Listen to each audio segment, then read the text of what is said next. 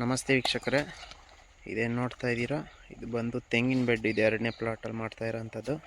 So ಇದನ್ನೆಲ್ಲ ನಾನು ಇವಾಗ ಉಣ್ತಾ ಇದ್ದೀನಿ.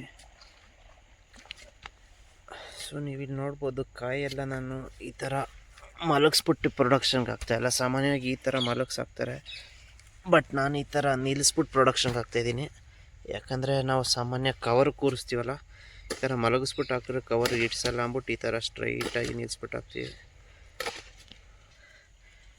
ಸ್ಟ್ರೈಟಾಗಿ ನಿಲ್ಲಿಸಿ ಹಾಕಿದ್ರೆ ಸ್ವಲ್ಪ ಮೊಳಕೆ ಬರಲ್ಲ ಅಂತ ಹೇಳ್ತಾರೆ ಕೆಲವರು, ಬಟ್ ಆ ಥರ ಏನಿಲ್ಲ. ನಾನು ಸುಮಾರು ವರ್ಷದಿಂದ ಇದೇ ಥರ ಪ್ರೊಡಕ್ಷನ್ಗೆ ಆಗ್ತಾಯಿರೋದು.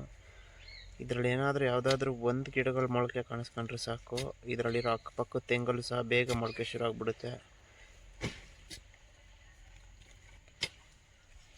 ಸೊ ಯಾರಿಗಾದರೂ ಒಳ್ಳೆ ರೀತಿಯ ನಾಟಿ ತೆಂಗಿನ ಗಿಡಗಳ ಅವಶ್ಯಕತೆ ಇದ್ದಲ್ಲಿ ನೀವು ಅರುಣ್ ನರ್ಸರಿನ ಸಂಪರ್ಕಿಸ್ಬೋದು. ಧನ್ಯವಾದಗಳು.